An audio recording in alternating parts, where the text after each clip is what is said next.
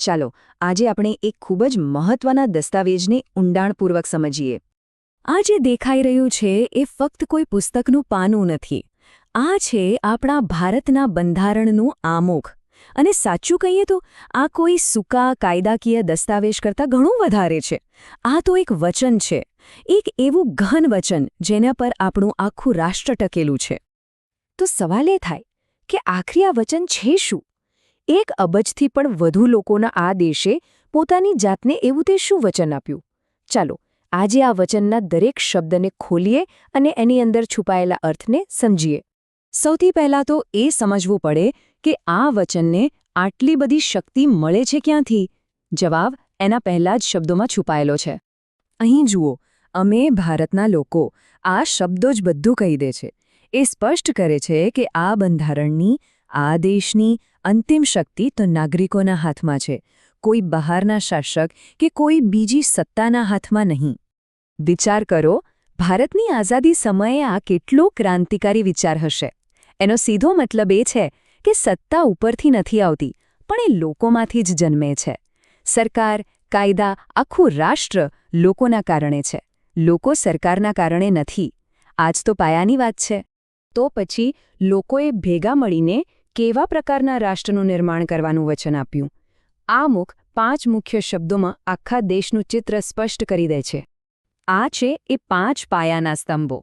પહેલું, સાર્વભૌમ, એટલે કે આપણે આપણા નિર્ણયો લેવા માટે સંપૂર્ણપણે સ્વતંત્ર છીએ. બીજું, સમાજવાદી, એટલે કે સમાજમાં આર્થિક અને સામાજિક સમાનતા લાવવાનો પ્રયત્ન કરવો. ત્રીજું, બિનસાંપ્રદાયિક, મતલબ કે સરકારનો કોઈ ધર્મ નથી, ધર્મ એ વ્યક્તિગત બાબત છે. ચોથું, લોકતંત્રાત્મક, એટલે કે સરકાર લોકો દ્વારા લોકો માટે જ ચાલશે.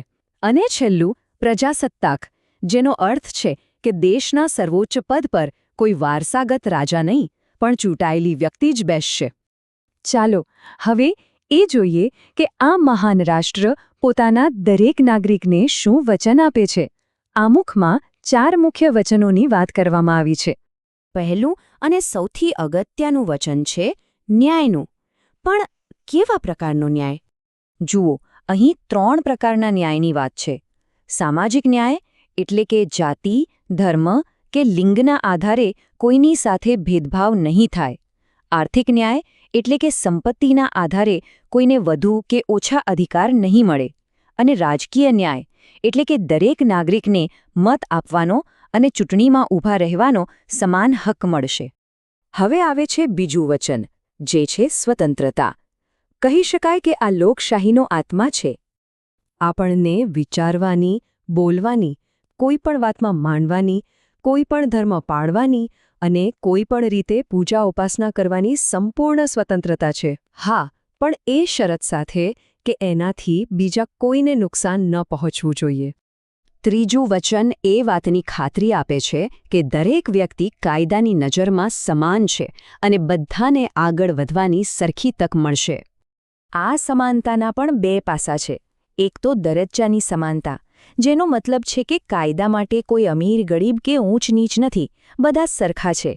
અને બીજું, તકની સમાનતા, એટલે કે દરેકને જીવનમાં આગળ વધવા માટે સમાન તકો મળવી જોઈએ. અને હવે આપણે આવી પહોંચ્યા છીએ ચોથા અને કદાચ સૌથી વધુ મહત્વના વચન પર. બંધુતા, એટલે કે ભાઈચારો. આ એવો ગુંદર છે જે બાકીના 3 વચનોને એકસાથે જોડીને રાખે છે. આ એક એવી ભાવના છે જે આપણને શીખવે છે કે આપણે એકબીજાના ગૌરવનો આદર કરીએ અને એક રાષ્ટ્ર તરીકે હંમેશા એકજૂટ રહીએ.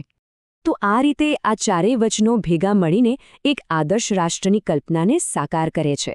ન્યાય, સ્વતંત્રતા, સમાનતા અને બંધુતા. આ 4 પાયા પર જ એક મજબૂત અને શ્રેષ્ઠ સમાજનું નિર્માણ થઈ શકે છે. પણ આટલું મોટું વચન આખરે સત્તાવાર રીતે સ્વીકારવામાં ક્યારે આવ્યું? એની પણ એક ખાસ તારીખ છે. આમુખની અંદર જ એ ઐતિહાસિક દિવસનો ઉલ્લેખ છે જ્યારે ભારતના લોકોએ આ દસ્તાવેજને અપનાવીને પોતાની જાતને સમર્પિત કર્યો હતો. એ તારીખ હતી 26. મહિનો હતો નવેમ્બર. અને વર્ષ હતું 1949. જી હા, આ એ જ દિવસ છે જ્યારે આપણી બંધારણ સભાએ આ ઐતિહાસિક દસ્તાવેજને અપનાવ્યો હતો. અને આ અંતિમ શબ્દો ખરેખર ખૂબ જ શક્તિશાળી છે. એ ફરી એકવાર એ વાત પર ભાર મૂકે છે કે આ બંધારણ કોઈએ આપણી પર થોપ્યું નથી, પણ આપણે ભારતના લોકોએ જાતે જ બનાવીને જાતે જ અપનાવ્યું છે. આનાથી મોટું સ્વસશક્તિકરણ બીજું શું હોઈ શકે? આમુખમાં લખેલા આ મહાન આદર્શો આજે પણ એટલા જ પ્રસ્તુત છે. એ આપણને સતત યાદ અપાવે છે કે આપણે કેવા ભારતનું સપનું જોયું હતું અને એ સપનાને સાકાર કરવા માટે આપણે શું કરી શકીએ છીએ. વિચારવા જેવી વાત છે, ખરું ને?